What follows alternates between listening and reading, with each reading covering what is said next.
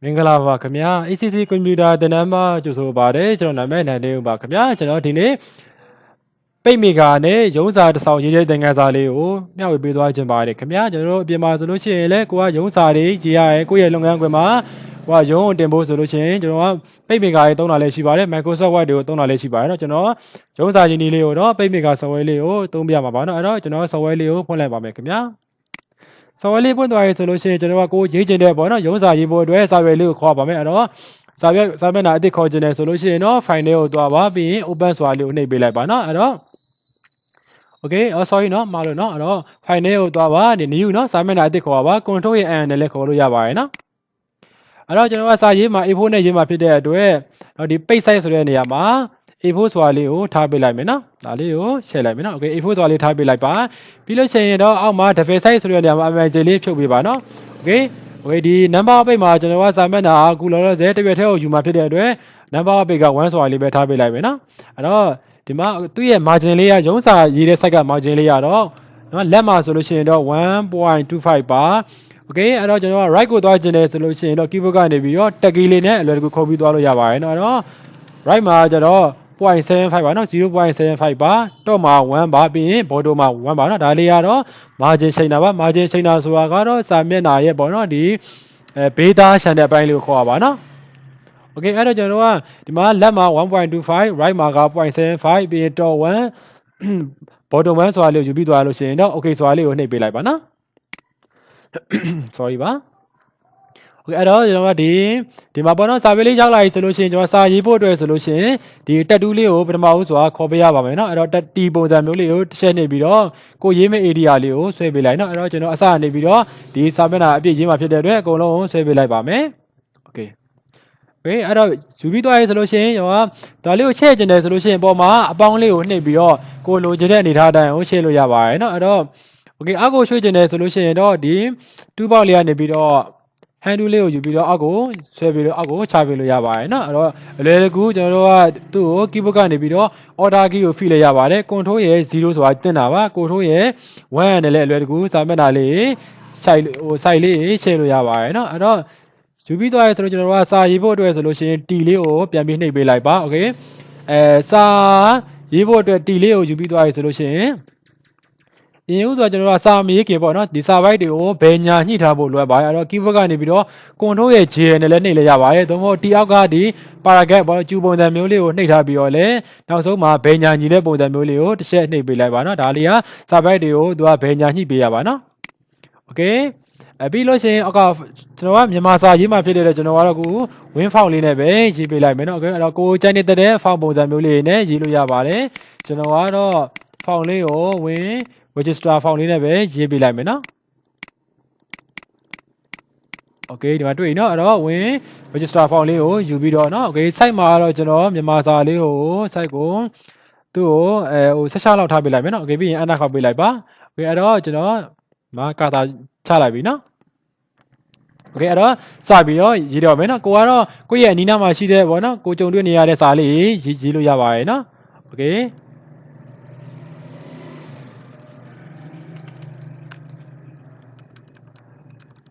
okay เนาะအဲ့တော့ခါလေးပါเนาะအဲ့တော့သူ့ကိုကျူလေးကိုတစ်ချက်ပြန်ပြီးနှိပ်ပေးလိုက်မယ်เนาะဘယ်ညာညီလေးပါ okay ဒီမှာเนาะ okay ရပြီเนาะပြီးရင်เนาะဒီနောက်ကကောင်လေးရဲ့ရှေ့ကကောင်လေးကိုတစ်ချက်နှိပ်ပေးလိုက်เนาะ okay ဒါလေးကစာပိုက်တွေကိုဘယ်ညာညီပေးတဲ့ပုံစံမျိုးလေးပါပြီးရင်เนาะ okay တို့အနာခောက်ပေးလိုက်ပါเนาะပြီးလို့ရှိရင်တော့တိုင်းပညာရေးမှုပါတိုင်းပညာရေးမှုเนาะ okay ပြီးသွားလို့ရှိရင်တော့အောက်ကိုဆင်းလိုက်ပါเนาะတိုင်းပညာရေးမှုပြီးရင်တိုင်းပညာရေးမှုရုံးပေါ့နော် okay ပြီးရင်အောက်ကိုအနာခောက်လိုက်နော်စာပိုက်တွေတစ်ပိုင်းတစ်ပိုင်းအောက်ဆင်းကျင်တယ်ဆိုလို့ရှိရင်တော့အနာခောက်ပေးလိုက်ပါတောင်ဘူးလေးရေးကျင်တယ်ဆိုလို့ရှိရင်တော့ order 019ခွန်ပါနော်အဲ့တော့မန္တလေးမြို့ဆိုလဲနော်မန္တလေးမြို့ပါကျွန်တော်ကသူ့ကိုမန္တလေးတိုင်းလို့ပဲရေးလိုက်မယ်နော်မန္တလေးတိုင်း okay အောက်ကိုအနာခောက်ဆင်းလိုက်မယ်နော်ပြီးရင်ရက်စွဲပါပြီးရင်ရက်စွဲပြီးလို့ရှိရင်ရက်စွဲကိုဒီနေ့ရက်လေးပဲထည့်လိုက်မယ်နော်9ရက်ပြီးရင်8လ2020ပါအနာခောက်လိုက်မယ်နော်အဲ့တော့အနာကိုခောက်ပေးလိုက်ပါအောင်မယ်နောက်တစ်ကြောင်းလောက်ပါနော်ပြီးရင်အကြောင်းအရာလေးပါကိုပြောချင်တဲ့အကြောင်းအရာကိုတင်ပြချင်တဲ့ပေါ့နော်ကိုရုံးကိုတင်ပြချင်တဲ့အကြောင်းအရာလေးရေးတာပါ โอเคကျွန်တော်ဒီသင်ခန်းစာလေးကတော့ကျွန်တော် online basic class မှာပါဝင်တဲ့သင်ခန်းစာလေးကိုမျှဝေပေးတာပါခင်ဗျာ2020ခုနှစ်ပေါ့နော်sorry ပညာသင်နှစ် okay sorry เนาะပညာသင်နှစ်ပါဝေတာယာကုန်းရွာပေါ့နော်ဒါကတော့ကျွန်တော်ရဲ့အနီးနားမှာရှိတဲ့ရွာလေးပဲထည့်ပေးထားတာပါဝေတာယာကုန်းကျေးရွာပေါ့နော်ရမေးသိမ်းမြို့နယ်โอเคဒါကတော့ကျွန်တော်စာပိုက်လေးကိုဒီစာလေးအသေးစိတ်ရေးပြရပါနော်အဲ့တော့အာထကပါโอเคဒီလိုမျိုးလေးဒါကျွန်တော်ကစာပိုက်လေးကိုဘယ်ညာနော်ဘယ်ညာဒီအောက်ကပါကန်လေးကိုနှိပ်ထားပြီးတော့ဒီနောက်ဆုံးဟာရှေ့ရကောင်းလေးပေါ့နော်သူကိုဘယ်ညာညှိထားဖြစ်တဲ့အတွက်စာပိုက်လေးရအောက်ကိုပြည့်ရဆိုလို့ရှိရင်သူ့ဘာသူအောက်ကိုကာတာလေးကနော်ချပြပါရနော်ဒါလေးကစာပိုက်တွေကိုဘယ်ညာညှိတဲ့ပုံစံမျိုးလေးပါနော်ကျွန်တော် Microsoft မှာဆိုလို့ရှိရင်တော့စာပိုက်တွေကိုဘယ်ညာညှိလိုက်တဲ့အချိန်မှာကျတော့နော်နည်းနည်းကျဲသွားတယ်ဘာကြီး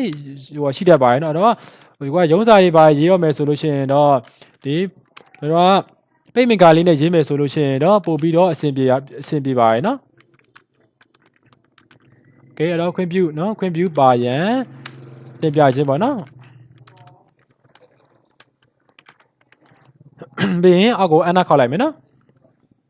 โอเคဒီမှာကျွန်တော်စာလေးရေးစပြီးတော့ရေးလိုက်မယ်နော်အဲ့တော့သူ့ကိုစာလေးချခြင်းတယ်ဆိုလို့ရှိရင်ကျွန်တော်ကတက်ကီးလေးကိုနော်တက်ကီးလေးနဲ့ခုံရေးလိုက်ပါ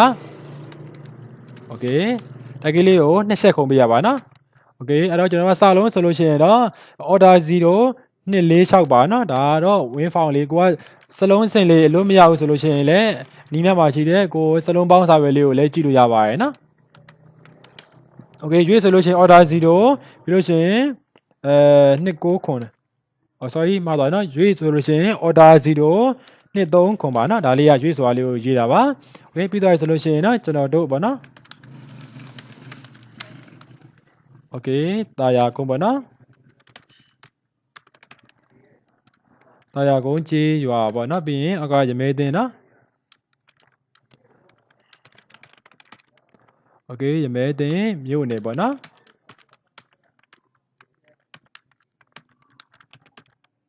โอเค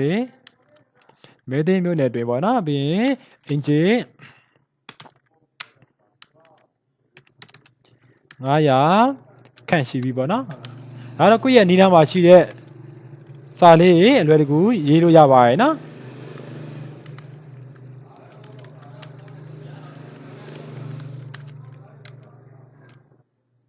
โอเคအဲ့တော့ပေါ့နော်ကျွန်တော်ကဒီမှာနောက်က၎င်းဆိုလို့ရှိရင်ပေါ့နော်တကယ်၎င်းကြည့်ရွာနဲ့ပတ်သက်ပြီးတော့ပေါ့နော်โอเค၎င်းကြည့်ရွာကြည့်ရွာတွင်ရှိတော့ပေါ့နော်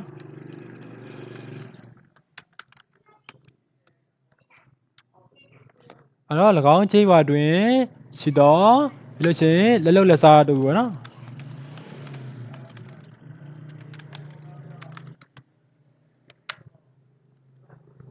သားသမီးကလေးများပေါ့နော်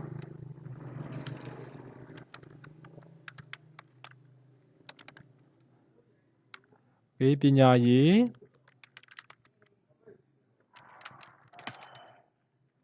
နောက်နေ့ပါပြီနော်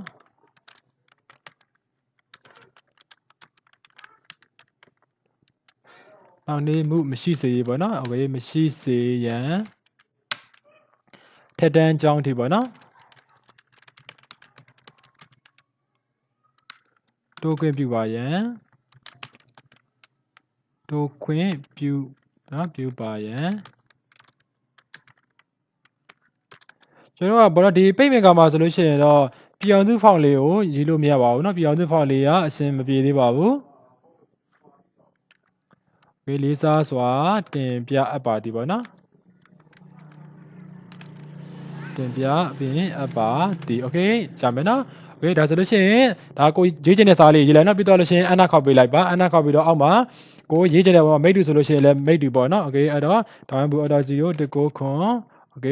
တကူခွန်လေးအဆင်ပြေဆိုရင် order 0 229ဆိုတာလေးကိုရေးပေးလိုက်နော် order 0 2 2 9ပေါ့နော်မိတ်တူโอเคပြီးလို့ရှိရင်1ပေါ့နော်မိတ်တူကိုနံပါတ်1ကကျွန်တော်တို့ကမြို့နယ်ပညာရေးမှုရုံးတင်ရပါတယ်โอเคမြို့နယ်ပညာရေးမှုเนาะပညာရေးမှုပါ ပညာရေးမှုပြီးမြို့နယ်ပညာရေးမှုရုံးပေါ့နော်โอเคအဲ့တော့မြို့နယ်ပညာရေးပင်မှုရုံးပါโอเคရမဲတင်ပါနော်အဲ့တော့ရမဲတင်ပါမဲတင်မြို့နော်ပြီးရင်အောက်ကနှစ်ကလက်ခံပေါ့နော်ပြီးရင်သူ့ကိုတက်ကလေးတစ်ချက်ခုံပေးလိုက်ပါကွင်းစားပြီးရင်လက်ခံပါโอเคဒါဆိုလို့ရှိရင်တော့ပြီးတော့ပါပြီเนาะအဲ့တော့ကျွန်တော်စာပိုင်လေးရေးပြီးသွားပြီဆိုလို့ရှိရင်သူ့ကိုကြုံကျင်တယ်ဆိုလို့ရှိရင်တော့အနှုတ်လေးနဲ့လည်းကြုံလို့ရပါတယ်เนาะโอเคနည်းနည်းလေးများသွားပြီဆိုရင်ပြန်ပြီးချက်လိုက်ပါเนาะအပေါ်တိုးကျင်တယ်ဆိုလို့ရှိရင် order key နဲ့ဖိပြီးတော့တိုးလို့ရပါတယ်ဒါဆိုလို့ရှိရင်လိုအပ်တဲ့စာပိုင်တွေကိုညှိပြီးလို့ရပါတယ်เนาะအဲ့တော့သူ့ကို enter key လေးကိုအောက်ကိုချပြီးတော့ညှိပေးလိုက်ပါနည်းနည်းလေးသူ့ကိုချက်ပေးလိုက်အောင်မယ်เนาะအဲ့တော့โอเคအောက်ကိုလေးကပ်ပေးလိုက်မယ်เนาะပြီးရင်သူ့ကိုလည်းအောက်ကိုလေးကပ်ပေးလိုက်ပါဦးမယ်โอเคအကြောင်းရပါ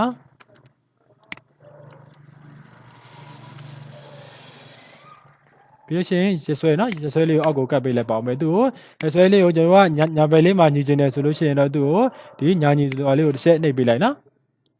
အောက်ကပါရာဂတ်ကညာเนาะဘယ်ညာစွာလေးကိုတစ်ချက်နှိပ်ပေးလိုက်ပါโอเคဒါဆိုလို့ရှိရင်အောက်ကဒိုးစွာလေးကိုအောက်ကိုနည်းနည်းလေးထပ်ပြီးတော့ချလိုက်အောင်မယ်เนาะโอเคအကြောင်းအရာလေးကိုပေါ်နည်းနည်းလေးပြန်ထုတ်လိုက်ပါဦးမယ်ဒါတော့ကိုယ့်ရဲ့စာပိုင်လေးကိုကိုယ်အဆင်ပြေသလိုလေးညှိလို့ရပါတယ်နော်โอเคခုဆိုလို့ရှိရင်ဒါကျွန်တော်ကရုံးစာလေးတစ်စောင်ရေးလို့ပြီးသွားပါပြီနော်အဲ့တော့ရုံးစာလေးရေးပြီးသွားပြီဆိုရှင်ကိုယ့်အကို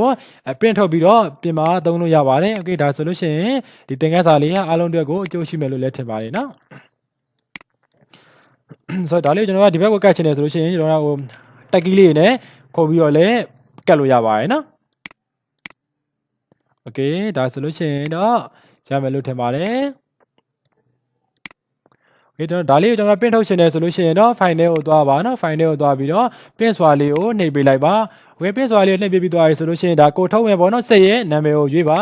စက်နာမည်ရွေးပြီးသွားပြီဆိုလို့ရှိရင်တော့တော့ရေဦးဆုံးတော့ဒီ page ဆိုတော့ဒီဆက်ဆိုတော့သွားပါเนาะကိုက